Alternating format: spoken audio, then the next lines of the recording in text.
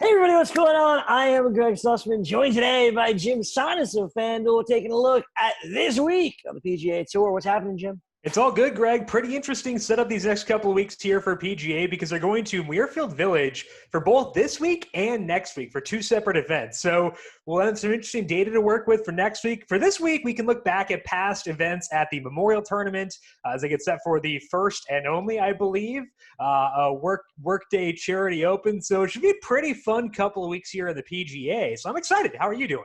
I'm feeling good, man. Bryson DeChambeau finally picks up a victory. And the only thing I'm disappointed about today, no Bryson this week. But that's okay, because we do have Justin Thomas, who this week on FanDuel is priced at $12,000.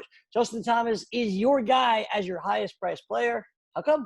Yeah, there are a lot of reasons that I like Justin Thomas. I think a lot of these same reasons apply to Patrick Cantlay. He is $11,700, and I think that those, to me, are the 1A and 1B for this tournament. The reason I prefer Justin Thomas is that he has slight edges over Cantlay in a lot of different categories, one of them being driving distance. And if you look back at past events at Muirfield, distance has mattered, as in like guys who are good for the full PGA Tour season from a distance perspective tend to do well here. Justin Thomas ranks 10th in this field in driving distance over the past 50 rounds, according to Fantasy National. He is first in approach and also 13th in scrambling. So good all around from that perspective. And you could counter by saying, well, Patrick Cantlay won at this course last year.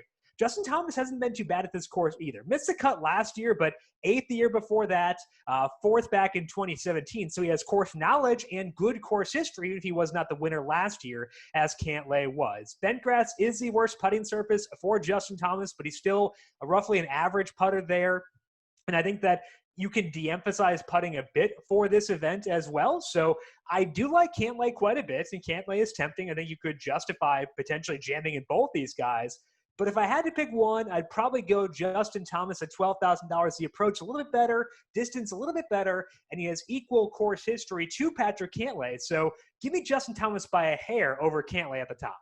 Is there a way to get Justin Thomas and Patrick Cantlay in your lineups this week, Jim? I think so, because if you look at the player pool on FanDuel, there are actually, we're not talking about them today, but there are actually a decent number of golfers in the low 8,000 range who I find pretty intriguing, and I kind of hate the upper 9,000. So you can skip tiers, and I think that's a pretty enticing thing to do here. So yeah, you can fit in both, and I am going to at least give it a try, because I think that it's both doable and very viable given the appeal in both those golfers.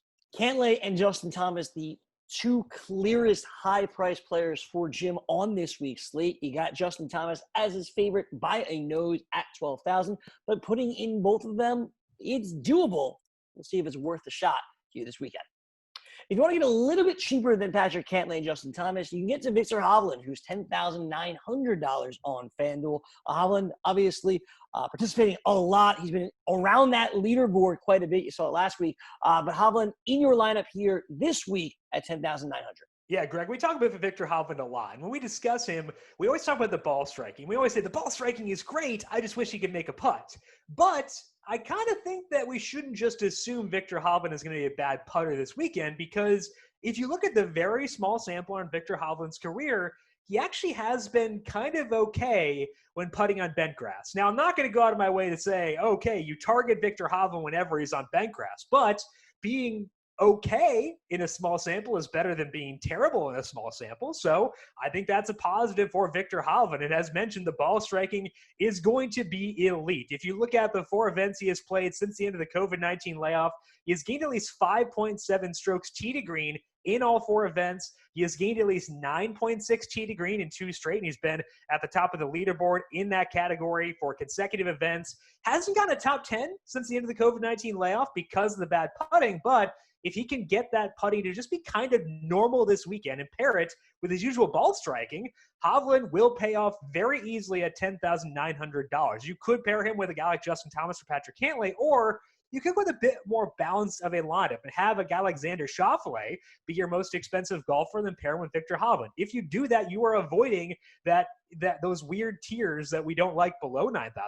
And I think there is a lot of appeal in that for this weekend. So balanced rosters in play, Victor Hovland, a potential key part to those balanced rosters, and a guy with some serious upside if he can just sink a putt or two this weekend. As you mentioned, we talk about Victor Hovland a lot, and it's always revolving the putting because we know that ball striking ability and the putting just isn't always there. This week, if he can put it together, he's going to be worth putting in your lineup at this price at $10,900. We have a couple tiers we want to avoid, but this one, it's a good one and a fair one for Victor Hovland. Up next, we'll move a little farther down just a bit to $10,000, and that's where Joaquin Nieman is at. Nieman's price continues to steadily rise here, Jim, now cracking the 5th digit. Why do you like this price for Joaquin Nieman? Yeah, I think it kind of goes back to the putting because, again, normally Joaquin Nieman is not a good putter, but he is actually a decent putter on bent grass, and that's where they'll be this weekend. So that's going to be a normal thing for Joaquin Nieman. And the ball striking, as I mentioned, Victor Hovland, it's going to be good. We know that's going to be the case, and I think we can better assume he will be not terrible on the greens when he's on bent grass versus other surfaces. Nieman has looked pretty good recently. He's gained at least 1.9 strokes in approach in all 3 events since the end of the COVID-19 layoff. That has pushed him up to 14th in this field in approach over the past 50 rounds, according to Fantasy National. He is also 23rd in distance, so he'll have distance and good approach play, and he'll probably be at least okay on the greens. And Nieman is a golfer with experience on this course. He has played here twice, and he's played here very well in both those events as well. So Nieman kind of checks every box. Good ball striking, not terrible putting, and he has course experience as well. I don't care about course history. I just want course experience. Nieman has that, and then the history does help too because it has been good experience for him at this course. So Nieman fits really well what I want. And if you go back to what we were discussing with Victor Hovland, where I'm okay going with balanced rosters every now and then, that allows you to get to guys like Joaquin Nieman for that 3rd slot on your roster. I think that is very enticing for this week. So when I decide to go balanced, a lot of the time, Joaquin Nieman is going to be in that lineup. When you want that balanced attack where you have the high-priced players up top, a good crew in the middle, and then some not-so-great guys at the end, Joaquin Nieman fits perfectly. He does a lot of things well,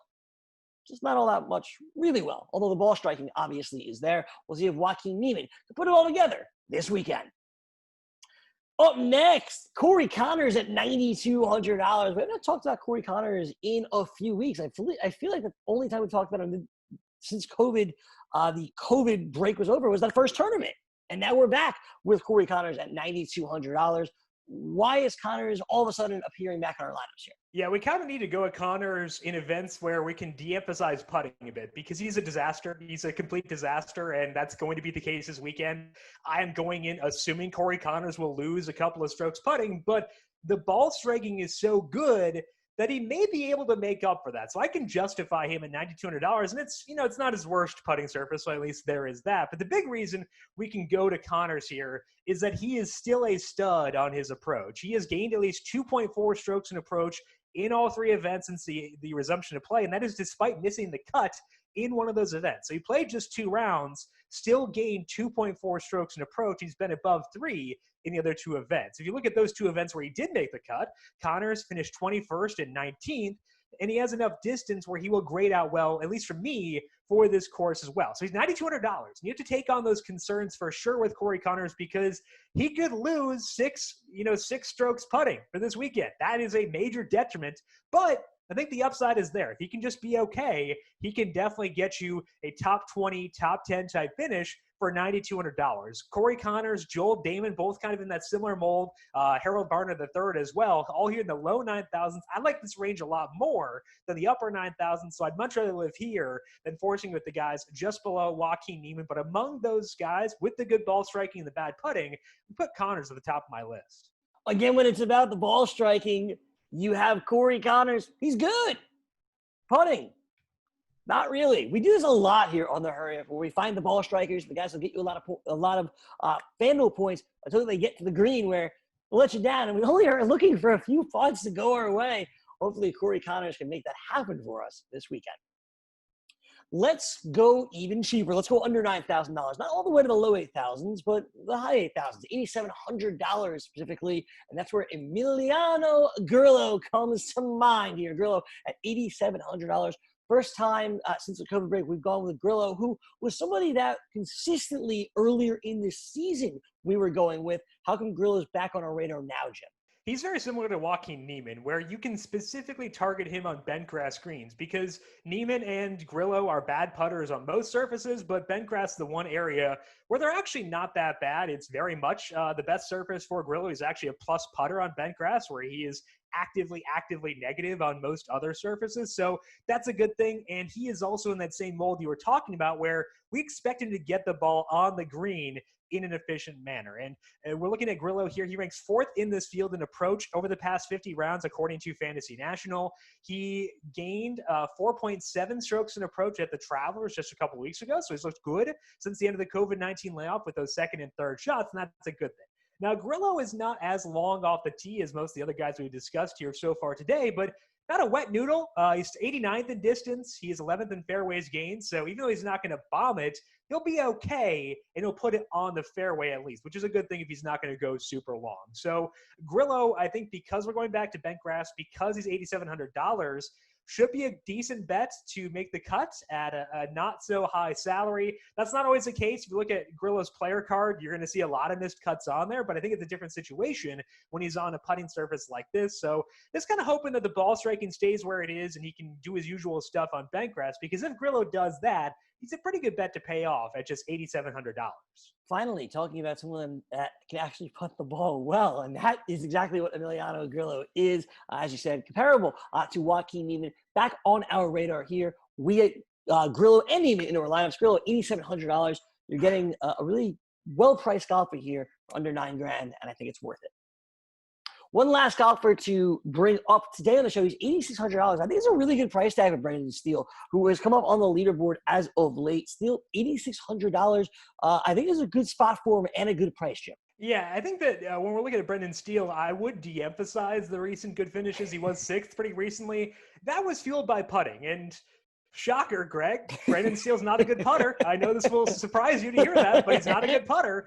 But he does other things really well, and I think that that's what draws me towards Brendan Steele. And the thing that you could debate about Muirfield is whether you want to emphasize distance or accuracy off the tee, but Steele thankfully has both. He ranks 47th in distance the past 50 rounds, according to Fantasy National, but he's also 43rd in fairways gained. So he can go long, but he can also put it in the middle of the fairway. That's a good thing, especially when you combine it with his approach play, because Steele also ranks 40th in approach over that same time frame. We've also seen Steele have spike weeks. He can have big individual weeks with his approach play. He's gained at least 2.8 on approach in 3 of the past 8 events since January 1st. He's gained at least 4.8 strokes in approach twice in that time. So he can have big weeks with his second and third shots. That's a good thing if you want some upside.